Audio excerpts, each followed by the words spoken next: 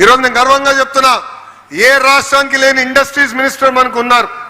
ఆయనకి ఒక్క మెసేజ్ పెట్టి అక్కడ ఒక పరిశ్రమ వెళ్తుందంట, ఇమ్మీడియట్ గా మీరు మాట్లాడండి పట్టుకరాండి అంటే తిప్పి నాకే రిప్లై పెట్టి ఇప్పటికీ నేను మాట్లాడాను, తప్పనిసరిగా వాళ్ళ ఆంధ్ర రాష్ట్రానికి వస్తున్నారని చెప్పే వ్యక్తి. ఆయన మాటల్లో స్లో, కానీ చేతల్లో మటుకు ఏమ్మా సూపర్ స్పీడ్. మీరు చూశారు, గడిచిన 2 సంవత్సరాలు అహర్నిశలు కష్టపడ్డాం. ఎందుకంటే బ్రాండ్ ఆంధ్రప్రదేశ్ చాలా దెబ్బతినింది. 2022లో ఈ ప్లాంట్ కి క్లోజర్ నోటీస్ ఆనాటి పాలకులు ఇచ్చారు. వాళ్ళ మేనేజ్మెంట్ ని నేనే స్వయంగా ఢిల్లీలో కలిసా.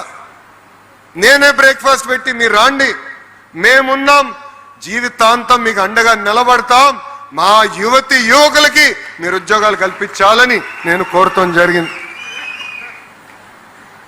కొత్త కంపెనీలు తీసుకొస్తాం ఒక పక్కన, కానీ కంపెనీలు ఎవరైతే ఆంధ్ర రాష్ట్రంలో పెట్టుబడులు ఇప్పటికే పెట్టారో వాళ్ళ చేత ఎక్స్పాన్షన్లు కూడా చేపించాల్సిన బాధ్యత మనందరిపైన ఉంది. ఈరోజు వాళ్ళు పెట్టుబడులు పెడుతున్నారంటే దాని వెనకాల మన పిల్లల కష్టం ఉంది.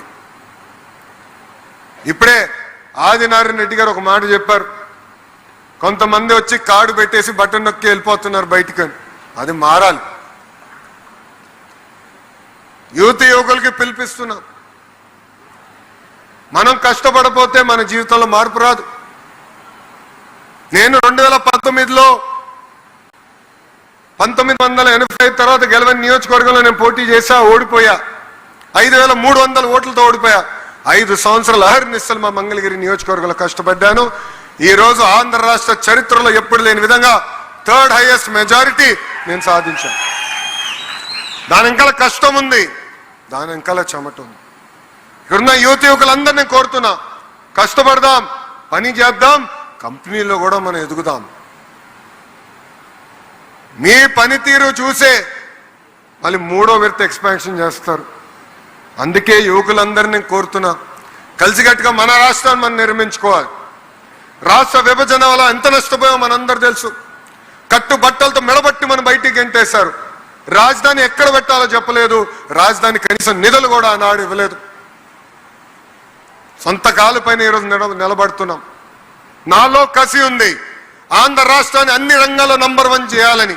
కానీ అది నేను సాధించాలంటే యువకుల ప్రోత్సాహం నాకు కావాలి, మీ సహకారం నాతో ఉండాలి. ఈరోజు పక్క రాష్ట్రాలతో మేము పోటీ పడుతున్నాం. పక్క రాష్ట్రంతో పోటీపడి రాయల్ ఎన్ఫీల్డ్ తీసుకొచ్చాం. పక్క రాష్ట్రాలతో పోటీపడి ఈరోజు ఆమ్కా తీసుకొచ్చాం. కియా ఎక్స్పాన్షన్ చేస్తున్నారు తెలిసిన వెంటనే నేను వాళ్ళ హెడ్ క్వార్టర్స్కి వెళ్ళి ఏకంగా వాళ్ళ చేత ఎక్స్పాన్షన్ కూడా ఆంధ్ర రాష్ట్రంలో పెట్టాలని వాళ్ళకి చెప్తాం జరిగింది. సో ఏ ఒక్క విషయంలో మనం వెనకబడకూడదు, అన్ని రంగాలు మనం ముందరికి వెళ్ళాలి.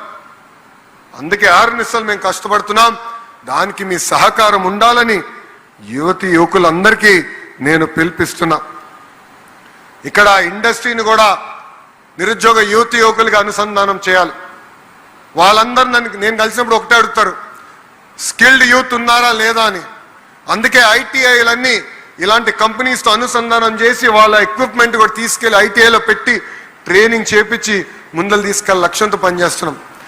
నేను శ్రీ సిటీ ఇంటర్నేషనల్ యూనివర్సిటీకి మనం నాంది పలికాం. అక్కడ కొత్త మోడల్ తీసుకొచ్చారు, లెగ్ అని, LEG అంటే లెర్న్ ఎర్న్ గ్రాడ్యుయేట్. అంటే ఒక పక్కన 3 నెలలు చదువుకోవచ్చు, మళ్ళీ 8 నెలలు కంపెనీలో పనిచేయచ్చు, మళ్ళీ 3 నెలలు చదువుకుని 4 సంవత్సరాల్లో డిగ్రీ సాధించడానికి అద్భుతమైన అవకాశం మనం కల్పిస్తున్నాం. ఇలా అనేక మోడల్స్ తీసుకుంటున్నాం. యువతకి పెద్ద ఎత్తున ఉద్యోగ ఉపాధి కల్పించాల లక్ష్యంతో మేమందరం పనిచేస్తున్నాం.